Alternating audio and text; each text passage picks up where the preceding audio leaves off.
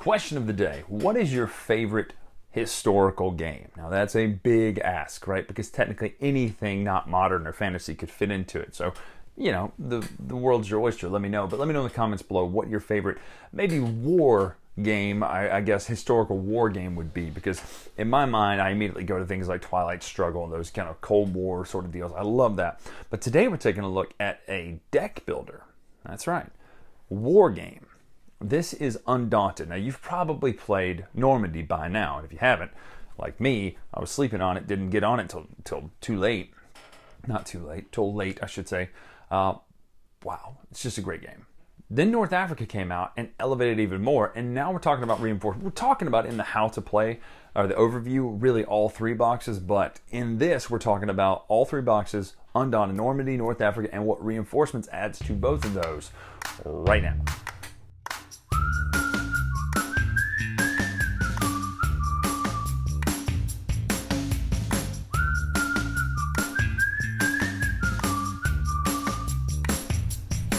All right, so we're going to give a cursory look at all three versions of Undaunted. Now, to be fair, Normandy and North Africa play like whole boxes. You get one of them and you can play the entire game by itself, whereas Reinforcements is an expansion for both of them plus some. It adds a solo mode, which we're going to touch on in here too, which I've got the solo cards out.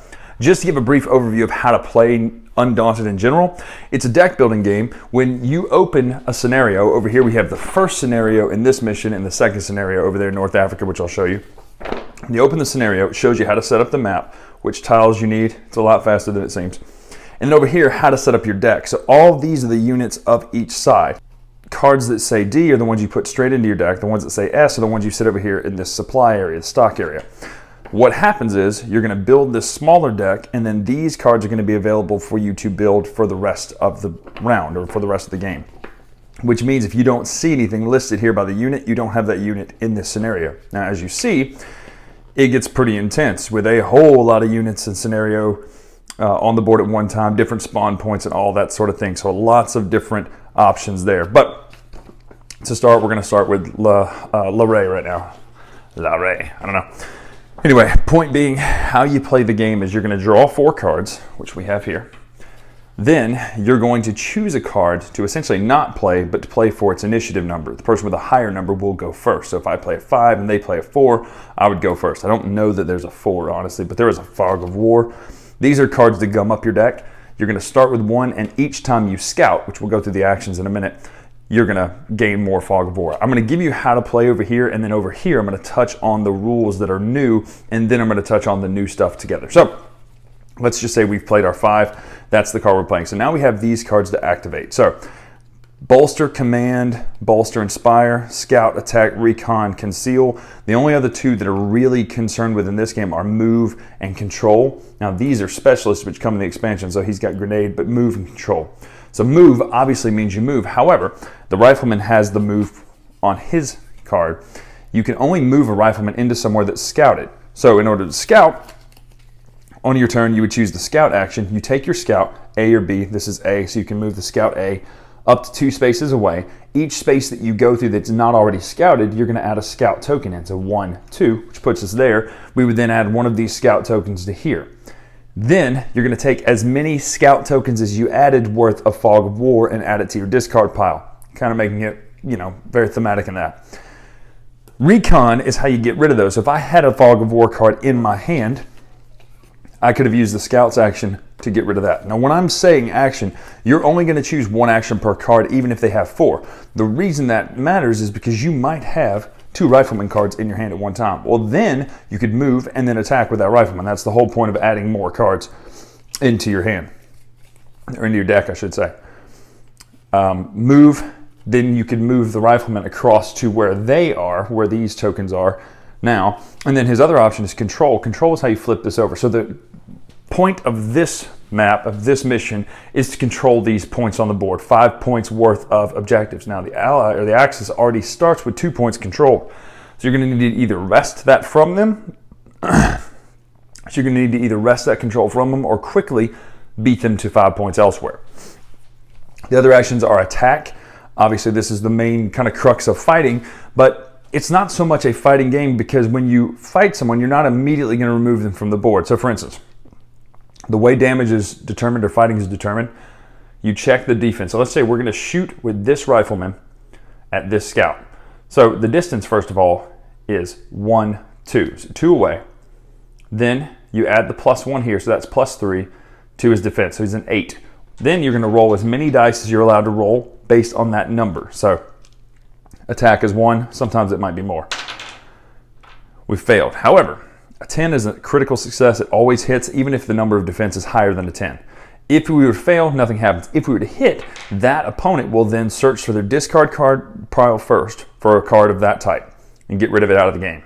If they don't have their discard, they go to their deck and then their supply. And then basically it's how you get rid of these cards out of the game. It's how you get rid of the units. If you were to remove the last of a card from the opponent, that would also go off the board.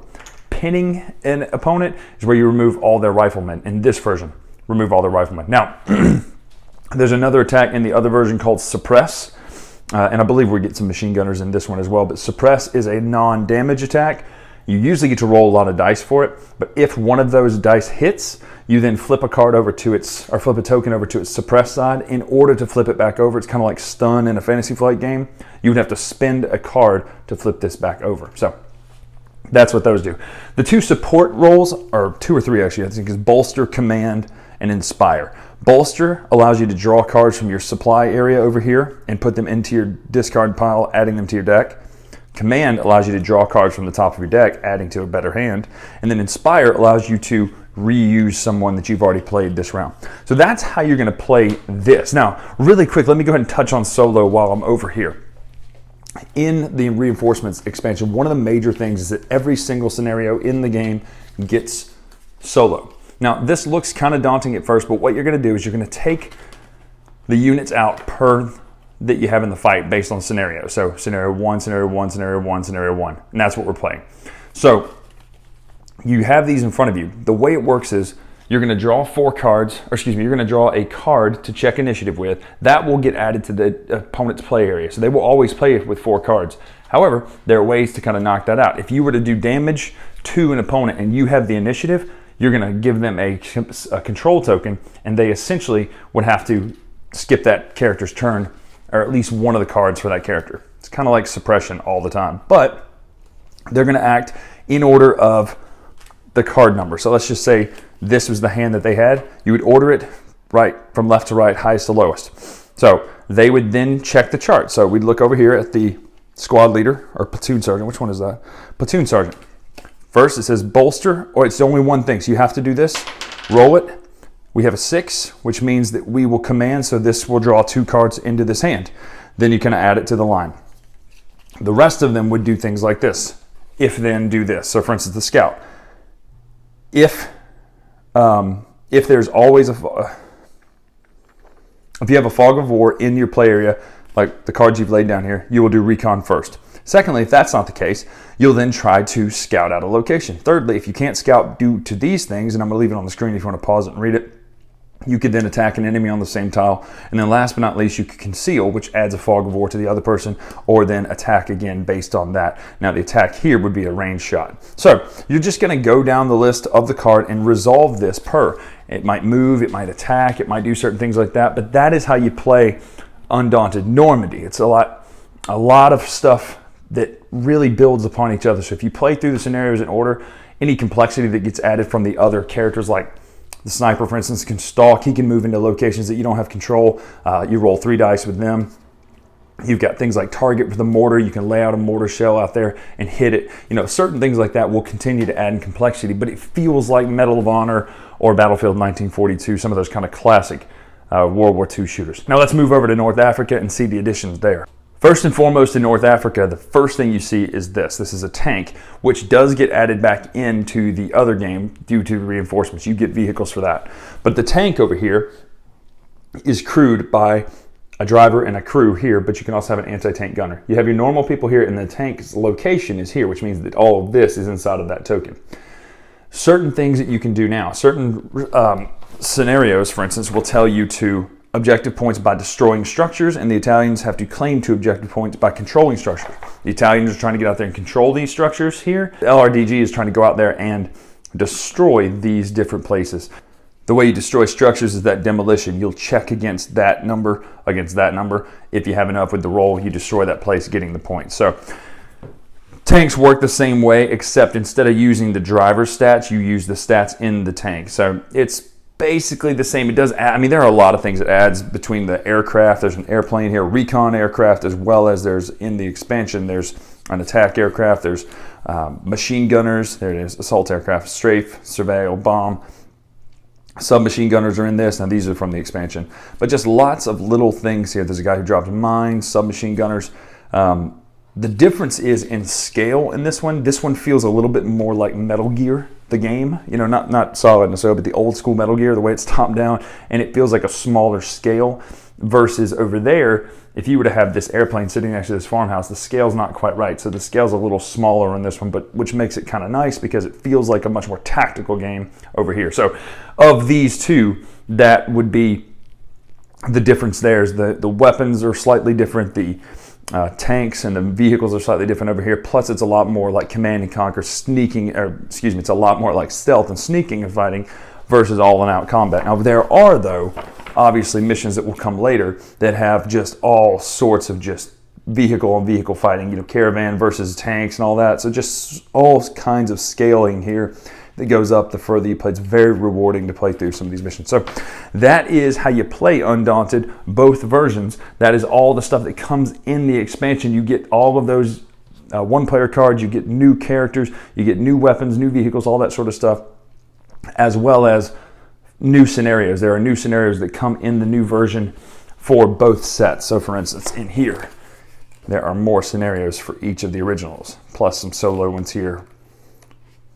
Plus, one thing, 4-player. Forgot to mention that. The expansion comes with the ability to play each mission at 4 players, which is great because then it's 2 and 2, raises it from being a 2-player only game to a 4-player game. That's Undaunted.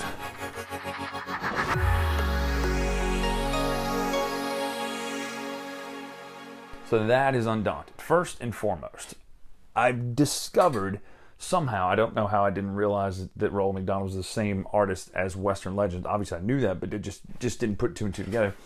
Favorite board game artist. Absolutely love his style.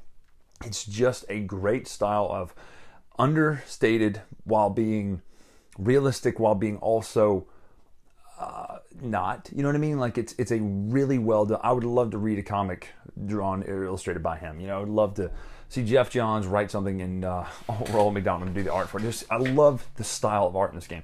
And that goes for the cards. The cards just look amazing, right? And then you have the board, which looks great, just the maps and the farms and all this little stuff, just so many little details. What I like about Normandy is each face is different. Like they're different people, whereas North Africa is a much smaller, tighter knit group. So you're playing the same person, kind of has more health. But love this game. This to me, mechanics wise, it's knocking on the door of perfection. It's just so good. Like, I can't say enough good things about this game. I wondered why people talked about it for so long, about how good it was. Normandy is great, but I think the game, if you had to press me right now, okay, Bryan, I can only get one of these two, which one should I get? I would tell you to get North Africa, just because I like the feel of it better. I like even the color scheme I like better.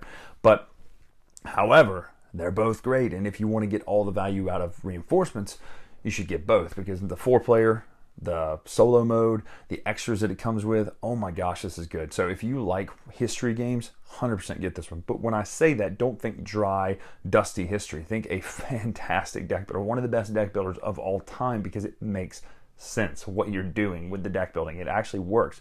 Having the deck building and the spatial elements out there, it's a tactical combat game with the deck building as its main, how you do your actions elements. So well done. Fog of War is great. The idea of gumming up your hand and getting those out of your hand, the idea of having to use scouts and having to move on to scouted places or control those things, the different types of objectives, as well as the tanks and the guns and all the sorts of things that are there. It's just an absolute top-notch game.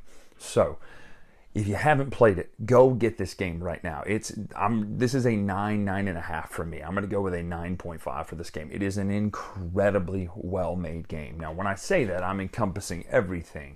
But my gosh, this game is it's borderline perfection. I cannot say enough good things about it because how well it handles the material. It looks great, the art. The play is so smooth. You cannot get one of those turns that goes like in a regular deck builder where it's like, oh, I do this and combos of this, and 15 minutes later it's your turn, right? It's so buttery smooth. I can't say that enough. This game is just, man, go get Undaunted. Again, if you have to get just one, get North Africa. If you're going to just get both, go ahead and get all three. Makes sense. So I'm Bryan Drake here on the Dice Tower. Make sure to follow us on Twitter, Instagram, etc. at Dice Tower Bryan. Until next time, we'll see you.